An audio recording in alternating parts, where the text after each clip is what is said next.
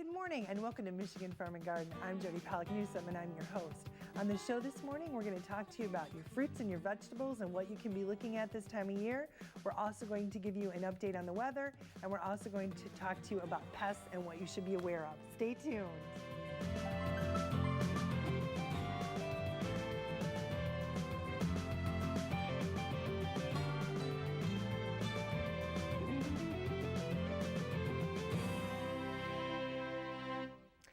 Good morning, and again, welcome to Michigan Farm and Garden. Here we go. Already we're into mid to late May, and it seems like things are just moving so quickly as we look at this summer season.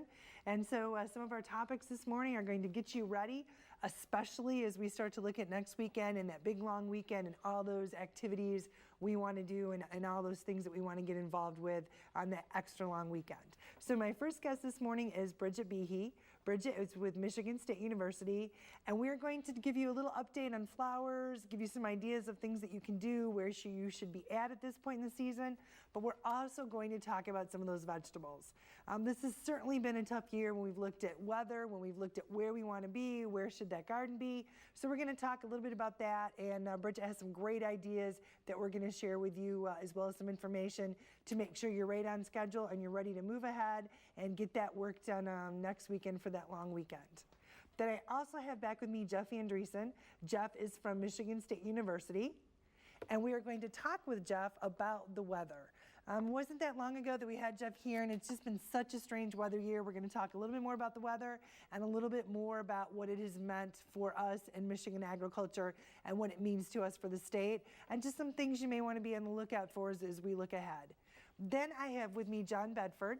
He's with the Michigan Department of Agriculture and Rural Development. And I don't know about you, but for my family, as we start to look at the holiday seasons, that always is the signal of time to start camping. So we're going to talk a little bit about some of the pest issues, do some quick reminders as you get out there, as you hit the trails, as you start to travel, a little bit about the camping and moving firewood, some of those kinds of things, talk about some of the pests that you may want to be on the lookout for, some that we know are a problem, and some that we're just out there looking for to see if they could be an issue in Michigan. So folks, it is going to be a great show, packed full of wonderful information. Make sure you stay tuned, and we will be back with our first guest right after the Michigan Farm and Garden Fact of the Week. It's time for the Michigan Farm and Garden Fact of the Week, brought to you by the Corn Marketing Program of Michigan. Our Fact of the Week is on weather. The highest temperature recorded in Michigan is 112 degrees, recorded on July 13th, 1936 at Mayo. The lowest temperature in Michigan was -51, and that was recorded on February 9th, 1934 at Vanderbilt. For more information, go to enviroweather.msu.edu.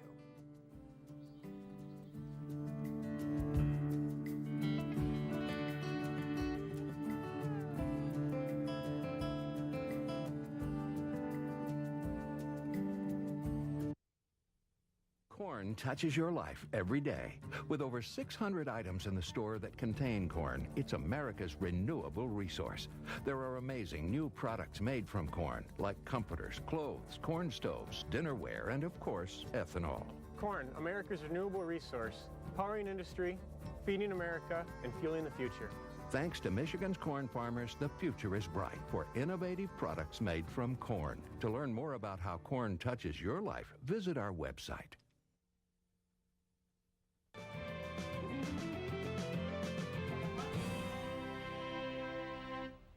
And welcome back. We are back with Bridget Behe. Bridget, welcome back. Thanks, Jody. It's great to be back. It's good to have you here, and certainly this time of year, there's a lot we need to be paying attention to and a lot that we can be doing. It's time to get your hands dirty. Yeah. And I'm ready. I know, I am too. It's been a nice spring, but I'm ready to start planting in the garden. Well, and where do you want to start? You want to start with the vegetables, looking at what we can be doing there? Yeah, sure. You know, people are getting more interested in the food and where their food comes from, and they're kind of interested in how to grow some food. So I want to try to bring some of the vegetables out of the garden and make it a little bit more entertaining and a little bit more accessible. So this year, at my husband's suggestion, we put some vegetables in some planters for the deck. So you can take a traditional flower box, and what I have is butter crunch lettuce, arugula, and some romaine lettuce. And what that does is it reminds me in the morning, hey, I should go out there and pick some lettuce for my salad for lunch or for dinner, and I don't think about walking down to the garden to get those vegetables. So it's really, really handy. Well, and one thing too, I think, especially having the little one at home, to get them involved and keep them part of that process. And just for the recipe today, I went out last night and cut rhubarb. So I cut it and then just cut off a piece, took a bite of it and gave it to her. And there was no way she was going to eat something I just picked. And I thought, we could do something like this for her. Oh, easily. And I have another container with herbs in. I've got some basil and some oregano and stevia, which is a natural sweetener. The leaf of the stevia you can put in some iced tea or any beverage, lemonade that you want to sweeten, and no calories, and it's a really powerful sweetener. So think about herbs in containers. It's nice to have them down in the garden, but again, when they're up closer to the kitchen window, you think about them as you're preparing your meal. Well, and I think that's so nice because that ease, the accessibility, and I'm with you. In the morning, grab what you can because you're heading out the door. So tell your husband that's a great idea. Yeah, I will. Well, and I know too, one thing you've talked about too in the past is even taking some of the herbs and putting some of that with some of the flowers and really doing some of that multi-purpose. Yeah, sure. You don't have to think putting just annuals in a container. I've got some petunias mixed with some basil because I can kind of tuck that in. It adds a little bit more greenery upright. You could put dill in there. You could put oregano in there. You could put just about any herb in with the annuals that you're planting. And again, it adds a different element of design into the container, but it also makes it really convenient for you to go out and pick that herb or that vegetable and bring it inside for the evening meal. Well, and certainly now, Bridget, as we're looking next weekend, Memorial Weekend, should our gardens be in? Do we need to start with plants? Should we have already started our seeds? Where do we need to be? Well, it's probably getting a little late to start some seeds unless you're direct sowing some things in the garden, maybe like peas. It's still okay. It's a fine time to sow a row of lettuce out there right now. The solanaceous crops, things like eggplant and tomato, they are tender, so you want to make sure that you're well past that frost-free date before you put those things outside. Things like coleus are really susceptible to the lower temperatures, and it doesn't have to frost in order to get some cold damage. So you want to kind of be watching the weather, and Jeff can probably speak to when we should be planting those things outside in a little while. But I think it's a great time to go to your local retailer. Michigan is the third largest bedding plant producer in the country. So you really do support Michigan growers and Michigan retailers when you go out and buy the plant material at the local garden center. Well, and there's so much diversity. I mean, that's one of the neat things. It's always hard to make those decisions, but it's kind of fun because you can start almost with an open canvas and figure out, what do I want the deck to look like this year? Yeah, now I didn't bring the traditional thriller, filler, and spiller this year, but I did bring a container that I'd like your viewers to know about. A lot of times when we go away for the weekend, we're worried about our bedding plants and those containers are going to dry out. Well, this container comes from Carl Eckert at Eckert's Greenhouses on the east side of the state, and it's a self-watering container. And I want to just show you that the roots have not quite grown down through the bottom, but once they grow down through the bottom, there's a reservoir down here of water. So you go away for the weekend, if that reservoir is full, you're not going to lose that container of plants. So this solves a really big problem with people wanting to put plants out on the deck, because now we can kind of take care of the watering for the weekend if we go up north. Very, very cool idea, and neat that we have it right here in Michigan. Yeah. Well, and certainly when we look at those and we're looking, I like getting things started and kind of pulling things together, and great idea. And folks that are out there that are thinking, where's the best place for us to get started? Well, I would say get some professional help, either from the local retailer, or you can get online to some of the resources. The Michigan State University Extension Consumer Horticulture has a nice website with some articles that can help people get started, whether it's vegetables or flowering annuals. You want to make sure that you get a good potting mix. Make sure that you put those containers in a lot of sunlight. If you can't grow grass there, you're probably not going to be able to grow flowers and vegetables in that site. And then just try to keep up with the watering, and I think that's the biggest chore for some people. So these self-watering containers are one idea, and planting in larger containers where you have that water reserve in the potting mix. That will help them get through to the next time that they need water. Well, and if we start with the potting mix, do we also need to look at fertilizer? Is that potting mix going to have pretty much what that plant needs? Some of them do come with an initial charge of fertilizer. read the label directions on the fertilizer. People think a little bit is good, so more must be better. Well, that's really not the case. You can get a nice controlled release fertilizer that you put in once, and then it will release over the summer months and give the plant the fertilization that it needs, or you can get a liquid feed that you kind of dissolve in the watering can and maybe apply that once a week. But don't go past the label directions, because then we get into some water issues, and just give the plants what they need, and that's what is on the label. And that's why it's on the label, because they've already done the testing and they know. Exactly, yes. Great. Bridget, thank you so much. You're welcome. We appreciate it. It's always so fun. I love the ideas of starting your garden and having it right there by the house. I think we're going to be doing that one. That's Yeah, good. it is.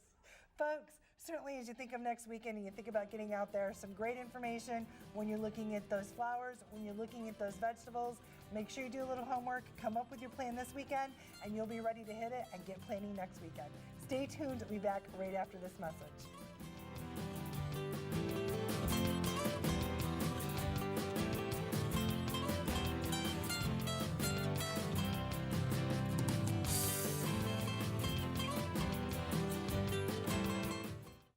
The Cherry Marketing Institute wants you to know about tart cherries. Cherry's red color comes from powerful antioxidants. Available year-round, it's easy to incorporate cherries into your daily diet. Visit choosecherries.com. Michigan's 1,000 apple growers take pride in producing delicious apples from one generation to the next. From the Great Lakes come great flavors. Look for locally grown Michigan apples. Have Jody speak at your next agricultural event. Go to jodylive.com.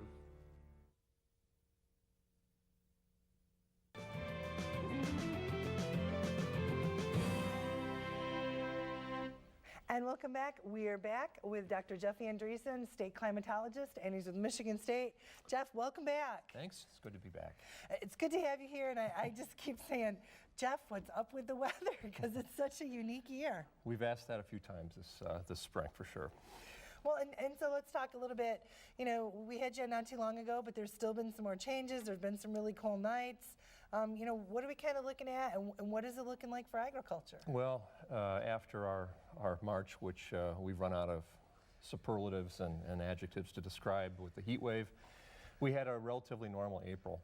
And actually the early first couple weeks of May as well were like they're supposed to be. But as a result of that very, very early start, of course, we had our perennials and all of our overwintering crops that came out of their dormancy earlier. And we had, in some cases, more than 15 freeze events at the very end of March through April and even into early May. And that has caused a variety of problems, of course. Some significant damage in some crops, depending on location and where and what stage. But it's been a very, very challenging spring, certainly for certainly many of our commercial agricultural industry. Well, and I know certainly too when we look at fruit, you know, we have fruit, we have some of the crops. When you look at some of the row crops, sometimes there's replanting, things like that. But when you look at the fruit crops, there's not a replanting, it's a one-time. No, and again, depending on location, and well, it's still not clear how much fruit or how much of a crop we have out there, but obviously there has been damage, and with repeated freezes, it's just been a tough one. Those who had frost protection have kept some crop, blueberries, strawberries. I think we're going to hopefully appreciate even more this year because they were able to keep those, keep a crop in those because of frost protection. We even had a scare with our wheat crop with a freeze at the end of April, but it looks as though the damage with that is somewhat limited. So it's just one of those springs where you want to get beyond and move ahead. And actually we are. We're probably looking at a more summer-like pattern here in at least the near-term future. Well, and as we look at those, you know, some of the crops that I've just heard that probably had tough years were apples, probably looking at some of the cherries, looking at some of the peaches, some of those more tree fruit, some of the grapes, some of that kind of stuff's probably harder hit. It was, and against it depends on the location and how many freeze events they had. There is some fruit still out there, but it's difficult to say right now because some of that fruit, even though it's there, may still drop, and it hasn't really been quantified. But it's safe to say, given what we've heard from the growers, and that there has been a significant amount of damage, unfortunately. Well, and then when we look at the row crops, I know you mentioned wheat. That now working in the wheat industry, that was a little bit challenging and a little bit scary as we heard about some of those lows. It's just something we rarely have seen or had to deal with here. Something they deal with out in the Great Plains, but not so much Michigan. But because again of that strange March, everything was way ahead of it where it should have been. And I think looking back on the wheat, at least from what we can see now, there was some localized damage, but it probably could have been much worse than it is, which is a good thing. But it's another reminder that weather variability it's something we can't plan for very well, unfortunately. Well, and I think a lot of the other crops, as we've looked at like sugar beets and look at corn and look at soybeans and dry beans, a lot of those are going in the ground at March, April, May. So those, I mean, sometimes you have to go back and replant.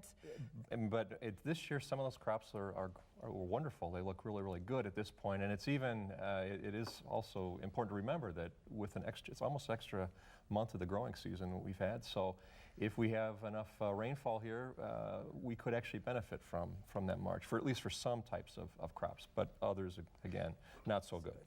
Well, and as we kind of look at that and we turn and kind of think about consumers, we talked a little bit with Bridget, if you're looking to get in your garden in, you're looking at your flowers. From consumers, what does it look like for us? What's those frost-free days? Right. Where are we at? Well, at least in terms of the forecast I mentioned for late May, it does suggest maybe warmer than normal, so that's a good thing. But we have to look at the statistics, the climatology, and we know now that for most of the state, except for the north, the UP and interior areas of the northern lower, that we have passed our normal last 32-degree Fahrenheit or colder day. That typically occurs in the first 2 weeks of May. But it is important also to note, even though that's the normal date, that it is still possible to get a freeze, even in the far south as Memorial Day, that late, and even in June in other parts of the state. So I think the lesson is that while we probably could afford to plant many of these crops now, we're to a point now where it's not, it's just not common or not normal to see a freeze, that they have to be prepared or on vigil always. We don't have much of a direction in the long-term outlooks or any way of telling very far ahead of time where we might be looking at freezing temperatures. So for sensitive crops like the Bridget mentioned, eggplant, et cetera, tomatoes, those you always want to have, I think, the ability to go out and cover or try to protect if you can at a last-minute notice. So, but right now, I think, especially as we move towards Memorial Day, that's really when you want to. It should be safe for most crops. Well, and I want to mention a tool that's out there, EnviroWeather. So if there's folks, you get in your garden, you're wondering what's that weather doing, they can go to EnviroWeather, get some updates, and get some information, do some planning. Right, and that's a way to actually, not only the data, but actually a way to use that, and whether it's the use of water or plant diseases or insects, that's one way to put those two things together. And we have, there are 6 new sites too in the network this year that we're happy about, and we're up to about almost 70 sites around the state now. Awesome. Well, Jeff, thank you. You're welcome. We appreciate it. Good news, bad news. Wow. We need to know what's out there, and we appreciate the EnviroWeather to be able to look at it and to be able to plan. Folks, we will make sure that we link to the EnviroWeather site from MichiganFarmandGarden.com. You can get out there, take a look, see what those trends are, decide if you need to get out there. What do you need to do? Is it good weather for pest issues, disease issues, water, temperature, freezing, where are we at? Great opportunity and a great tool, and also a great way to make it a family event. Get everybody involved, get that garden planted, and then get out there, do a little homework, and take your guess at what's going to happen with the weather. Stay tuned. We'll be back right after this message.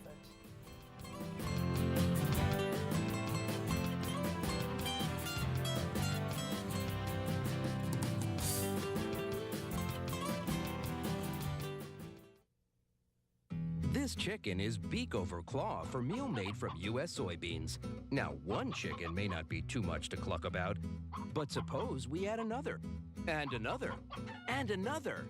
Before long, you've got billions of hungry customers around the world all clamoring for the same thing, our soybeans. Learn more about the billion-dollar appetite of animal agriculture at BeyondTheElevator.com. Brought to you by America's soybean farmers and their checkoff.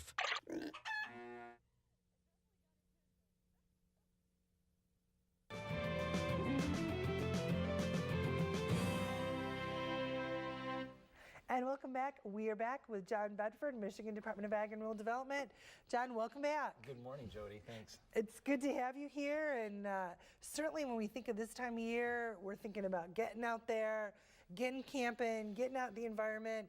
And there's some things we probably need to be reminded about, aren't there? Yeah, there are. I'm quite excited to get out camping myself. Have a trip planned in the middle of June up to Wilderness State Park.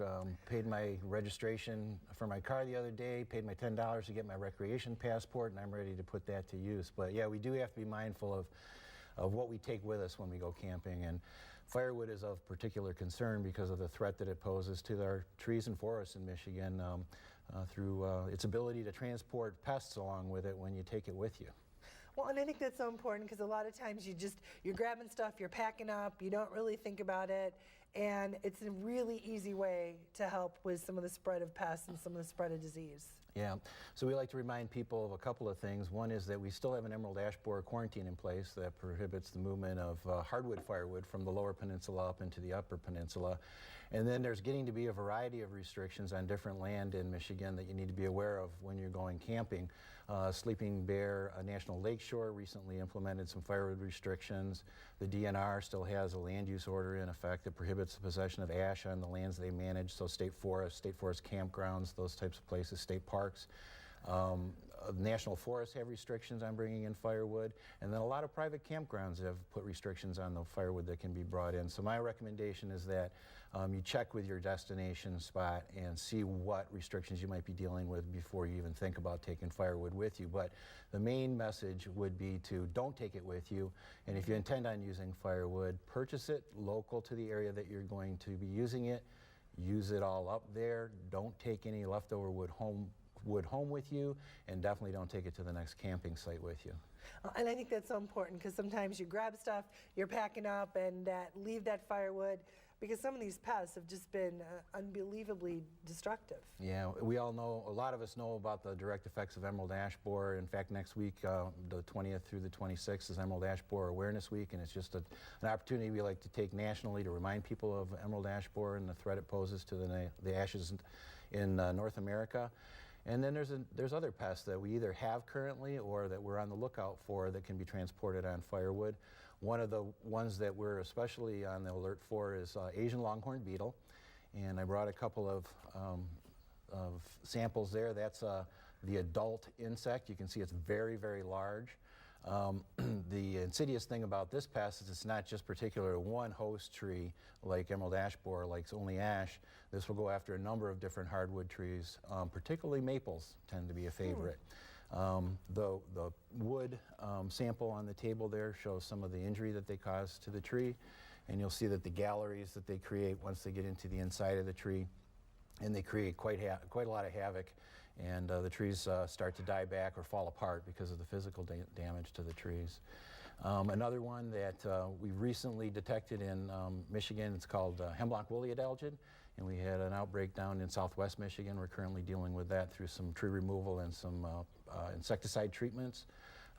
We also are on the outlook for 1,000 canker disease of black walnut, and that's a combination insect and fungal problem. The walnut twig beetle will carry a fungus to the black walnuts and infect them and cause numerous cankers on the tree and eventually tree death. We do not have walnut twig beetle or 1,000 canker disease in Michigan nor Asian longhorn, but we are on the lookout for it. A couple of ones that we do have that we would like not to be moved around the state through firewood is oak wilt. That's a fungal pathogen of oak trees, and there are pockets of that in Michigan. And then also, we just want to make sure that people don't move firewood around to move beech bark disease, and that's another problem that we do have in Michigan and can be moved on firewood. Well, and all those, I mean, as you hit those, that's a lot to be aware of, and it seems like it spreads, and there's more that we're on the lookout all the time. It's kind of scary when you think of Michigan and think of our great woods and think of that great resource. Yeah, our recreational opportunities draw a lot of people from out of state, and it's those people that we're particularly concerned with. I had the opportunity to visit an Asian longhorn beetle infestation site down in Ohio recently, and it was quite startling to see what was going on down there, and it's definitely not one we want brought into Michigan, especially on firewood. Well, and if you're out there and you're camping and something doesn't look right, or you just look at some trees, what are some things that people need to just look for visually? And if they see something, who do they tell? What do you do? Yeah, well, there's each pest presents its own set of symptoms, and so it'd be important to become familiar with the symptoms. And there's great information on our website. You can go there to see some of that information, and then also you can report to the Department of Agriculture any issues that you believe might be of concern, and then we would want to check those out. Well, and certainly, John, when we look, and I know you have a sample here that just, this one's kind of cool in that it shows a giant exit hole. Yeah, that would be the exit hole of the Asian longhorn beetle, and you can see that it's straight in, about the size of a pen or a pencil, and that is the hole created by that large insect that you showed earlier, chewing its way out of the tree. And that would be one thing that you'd want to look at and see if there's large holes on particularly maples, because it tends to be a favorite host species. And if that's something you notice, we definitely would want to know about that so that we can investigate further. Great. Well, John, thank you so much. Thanks. We appreciate it. Great to be here. Well, and it's good to get those reminders. And folks, we want you to get out there. We want you to have a great time.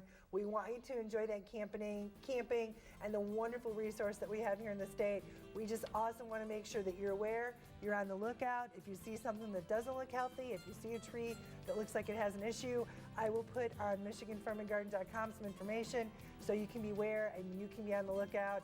And if you see something that doesn't look right, certainly let MDA know so they can get out there and inspect. Stay tuned. We'll be back right after this message.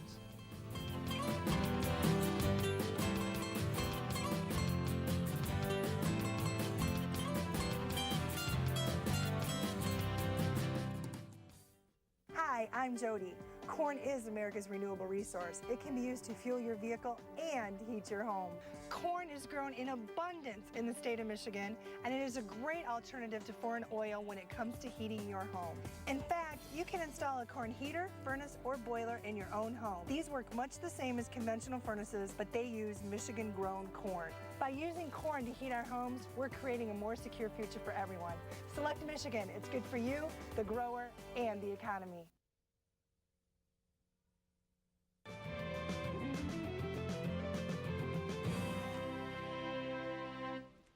And welcome back. Certainly as you're out there, I don't know about you, but my rhubarb still looks absolutely amazing.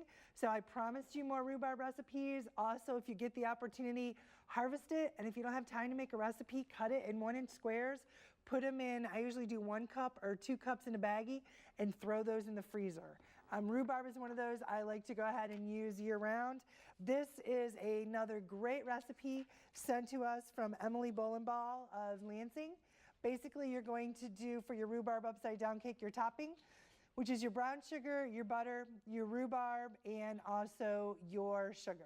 You're going to go ahead and mix that together, put that in the bottom of your baking dish. Then you're going to go ahead and make your batter, which is your cake. Emily's is with the butter, the sugar, eggs, vanilla, flour, baking powder, salt, milk, cream of tartar. And when you get the recipe online, you kind of mix those ingredients together and then put that in a pan, put it in the oven. We baked it actually a little longer than the recipe said. I think Brett said ours was in close to an hour. Then he took it out and basically dumped it upside down in another pan. And this easy, and it looked this good. Very easy to make and very, very tasty. If you'd like the recipe, as always, you can visit us online at MichiganFarmingGarden.com, or you can write to Michigan Farm and Garden Recipes, P.O. Box 461, Williamston, Michigan 48895. I'm going to try to just cut this a little bit as we're wrapping up so you can see. Very easy, very good cake. And as I mentioned earlier with Bridget, it was a great opportunity for us because we were able to get Rachel out. She was able to help and participate. And if there's anything you can do like that, get the kids involved. They can see the bounty and learn that what we harvest is what we eat. Have a great week, and I will see you back here next weekend on Michigan Farm and Garden. Bye-bye.